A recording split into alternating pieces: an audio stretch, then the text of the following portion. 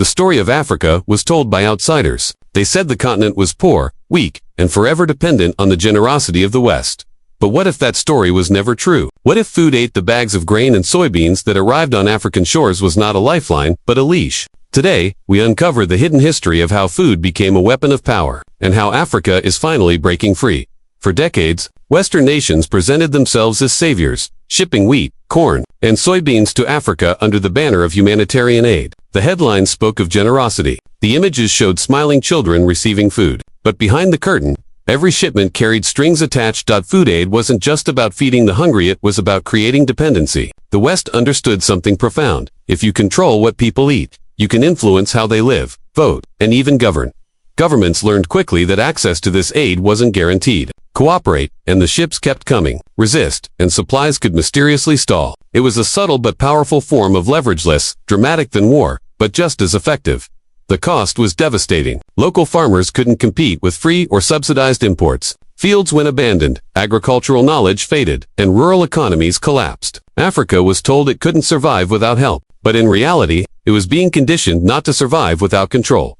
But here's the question no one asked at the time. If food could be weaponized, couldn't it also become the weapon of resistance? The United States was at the center of this system. American farms, heavily subsidized by the government, produced mountains of surplus grain and soybeans. Those stockpiles had to go somewhere, and Africa became the perfect outlet. It looked like aid, but it was strategy. By flooding markets with cheap imports, Washington ensured that African farmers couldn't compete. That wasn't an accident, it was designed. Every bag of soy carried with it a calculation: weaken local markets, tighten foreign dependence, and guarantee political loyalty.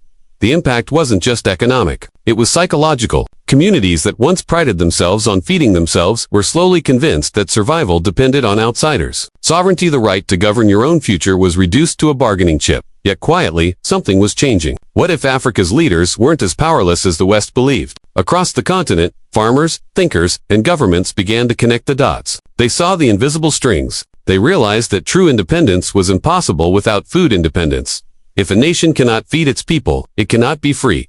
This understanding sparked a slow but profound shift. African leaders began investing in their own agricultural research. Drought-resistant seeds were developed. Irrigation projects were launched. Processing plants were built so that crops could be refined at home instead of being imported. Farmers organized into cooperatives, gaining access to credit and machinery. Mobile technology brought weather forecasts and market prices directly to their phones. The knowledge that had nearly been erased began to return.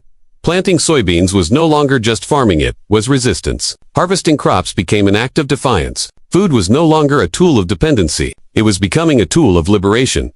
But Africa wasn't doing this alone. Unexpected allies from across the world joined in, reshaping the balance of power. Brazil, India, and China stepped forward not as saviors, but as partners. Brazil, once crushed by U.S. agricultural dominance, shared its hard-won knowledge of tropical soybean cultivation. India provided drought-resistant seeds and trained a new generation of African agricultural scientists. China financed infrastructure, roads, irrigation systems, and processing plants while ensuring that ownership stayed local. Together, these partnerships created something the U.S. never expected: resilience. Africa was no longer reliant on one supplier or one power. The West's threats of withholding aid suddenly lost their bite.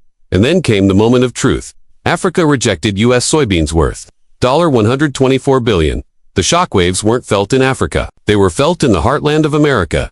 For decades, American farmers believed the world couldn't survive without them. Grain exports were their lifeline, their pride, their proof of global importance. But when Africa shut its doors, the illusion shattered overnight.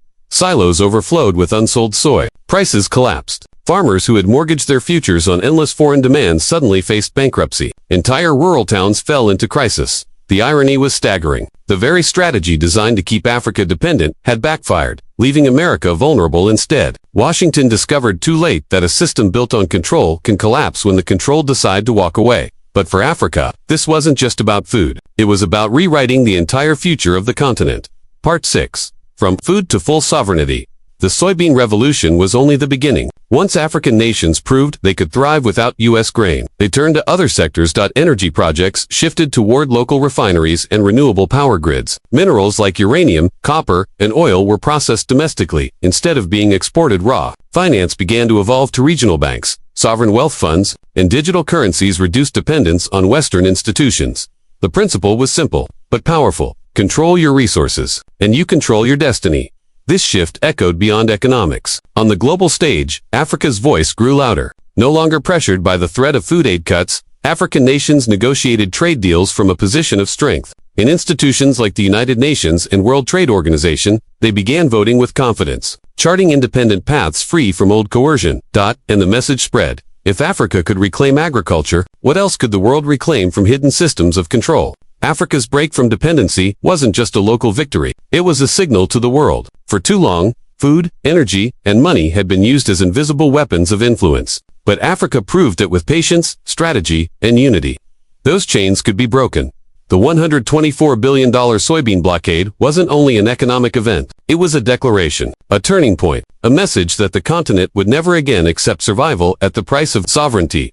And perhaps most importantly, it proved that the myths about Africa's weakness were just that, myths. Africa's story is still being written. But one thing is clear. Food is no longer a leash, it's a weapon of independence. The soybean revolution shows us that dependency is not destiny. It can be dismantled. One crop, one field, and one decision at a time. So here's the question. If Africa can break free from decades of hidden control, what other regions of the world could do the same? And more importantly, what chains of dependency are we still living under today without even realizing it? What do you think? Is Africa's soybean revolution a blueprint for global independence or just the beginning of an even bigger struggle?